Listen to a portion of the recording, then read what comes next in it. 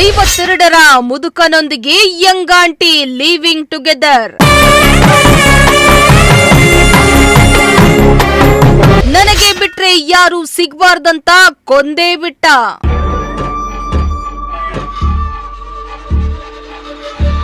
ಅದೇನ್ ಕಾಲನೋ ಅದೇನ್ ಕಥೆನೋ ಆ ದೇವ್ರೇ ಬಲ್ಲ. ಯಂಗ್ಸ್ಟರ್ ಲವ್ ಅಂಡ್ ಅಫೇರ್ಗಿಂತ ವಯಸ್ಸಾದವರ ಲವ್ ಅಂಡ್ ಅಫೇರ್ಗಳು ಹೆಚ್ಚಾಗ್ತಾ ಇವೆ. ಇತ್ತೀಚಿನ ದಿನಗಳಲ್ಲಂತೂ ಅಕ್ರಮ ಸಂಬಂಧಗಳ ಪ್ರಕಾರಗಳು ಹೆಚ್ಚಾಗ್ತಾ ಇದ್ದು, ಕೊನೆಗೆ ಅವರು ನಮ್ಗೆ ಸಿಗದಿದ್ರೆ ಯಾರಿಗೂ ಸಿಗಬಾರ್ದನ್ನೋ ಮಟ್ಟಕ್ಕೆ ಹೋಗಿ ಕೊನೆಗೆ ಕೊಲೆಯೇ ಮಾಡುವ ಹಂತಕ್ಕೆ ಹೋಗ್ತಿದ್ದಾರೆ. ಸಾಯೋ ವಯಸ್ಸು ಬಂದ್ರೂ ಕೂಡ ಚಪಲ ಮಾತ್ರ ಕಡಿಮೆ ಆಗ್ತಾ ಇಲ್ಲ.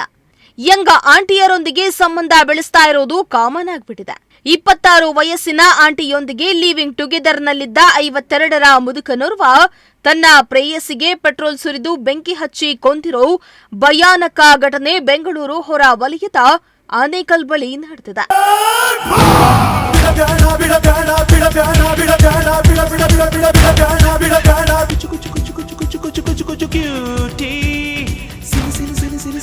ಅಬ್ಬಬ್ಬ, ಏನು ವಯ್ಯಾರವಾಗಿ ಕಾಣಿಸ್ತಿದ್ದಾಳೆ.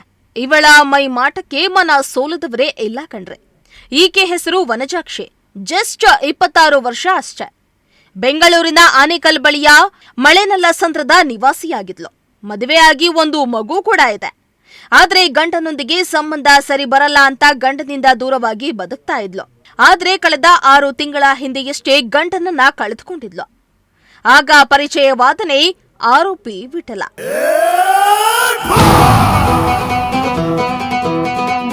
ಈ ಫೋಟೋದಲ್ಲಿ ಕಾಣಿಸ್ತಾ ಇರೋ ಮನ್ಮಥನ ಹೆಸರು ವಿಠಲ ಅಂತ.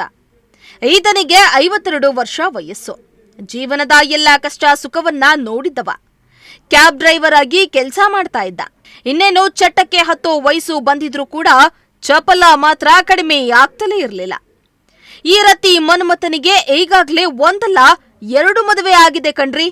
ಮೊದಲ ಹೆಂಡತಿ ನಿಧನದ ಬಳಿಕ 2ನೇ ಮದುವೆ ಕೂಡ ಆಗಿದ್ದ ಈ ಐನಾತಿ. ಆದ್ರೆ ಅವಳು ಬೇರೆಯವನೊಂದಿಗೆ ಪರಾರಿಯಾಗಿದ್ಲು. ವಿಠಲ ಒಂಟಿಯಾಗಿ ಬದುಕ್ತಾ ಇದ್ದ ವೇಳೆ ಕಣ್ಣಿಗೆ ಬಿದ್ದಿದೆ ಈ ವನಜಾಕ್ಷಿ. ಆಕೆಯು ಹೇಗೋ ಗಂಡನನ್ನ ಕಳೆದುಕೊಂಡಿದ್ದಾಳೆ ಅಂತ ಲೈನ್ ಹಾಕಿ ಪಟಾಯಿಸಿಕೊಂಡಿದ್ದ.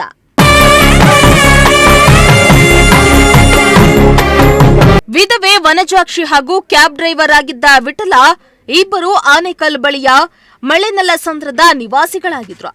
ಇಬ್ಬರಿಗೂ ಸಂಗಾತಿ ಇಲ್ಲವಾದ್ರಿಂದ ಇಬ್ಬರ ಸಂಬಂಧ ಬಹುಬೇಗ ಚುರುಕುಕೊಂಡಿತ್ತು. ಅದೆಷ್ಟರ ಮಟ್ಟಿಗೆ ಅಂದ್ರೆ ಒಬ್ಬರನ್ನೊಬ್ಬರು ಬಿಟ್ಟಿರಲಾರದಷ್ಟು.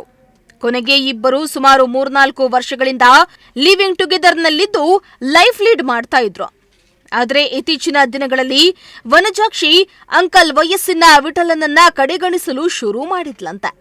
ಅಲ್ಲದೆ ಅದೇ ಗ್ರಾಮದ ಬೇರೊಬ್ಬನೊಂದಿಗೆ ಸಲುಗೆಯನ್ನ ಕೂಡ ಬೆಳೆಸ್ಕೊಂಡಿದ್ಲಂತೆ. ಇದನ್ನೆಲ್ಲ ಗಮನಿಸಿದ ವಿಠಲ ಪದೇ ಪದೇ ವನಜಾಕ್ಷಿ ಜೊತೆ ಜಗಳ ಮಾಡ್ತಿದ್ದಂತೆ.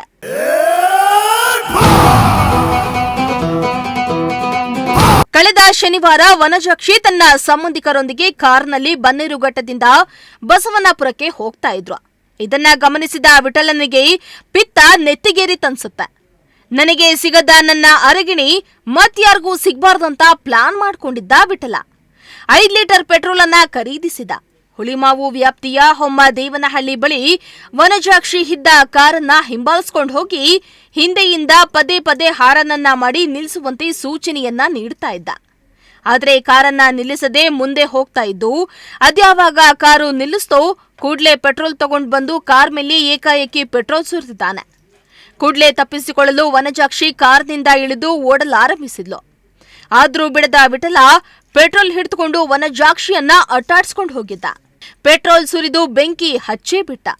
ಕೂಡ್ಲೆ ಸ್ಥಳೀಯರು ಆಕೆಯನ್ನ ರಕ್ಷಣೆ ಮಾಡಿ ಆಸ್ಪತ್ರೆಗೆ ದಾಖಲಿಸಿದ್ರೂ ಕೂಡ ಚಿಕಿತ್ಸೆ ಫಲಿಸದೆ ವನಜಾಕ್ಷಿ ಸಾವನ್ನಪ್ಪಿದ್ದಾಳೆ. ಇತ್ತ ಪ್ರೇಯಸಿಯನ್ನ ಕೊಂದ ತಪ್ಪಿಗೆ ಆರೋಪಿ ವಿಠಲ ಜೈಲು ಪಾಲಾಗಿದ್ದು ಕಂಬಿ ಎಣಿಸುತ್ತಿದ್ದಾನೆ. ಸದ್ಯ ಈ ಸಂಬಂಧ ಹುಳಿಮಾವು ಪೊಲೀಸ್ ಠಾಣೆಯಲ್ಲಿ ಪ್ರಕರಣ ದಾಖಲಾಗಿದ್ದು ಆರೋಪಿಯನ್ನ ಬಂಧಿಸಿ ವಿಚಾರಣೆ ನಡೆಸುತ್ತಿದ್ದಾರೆ.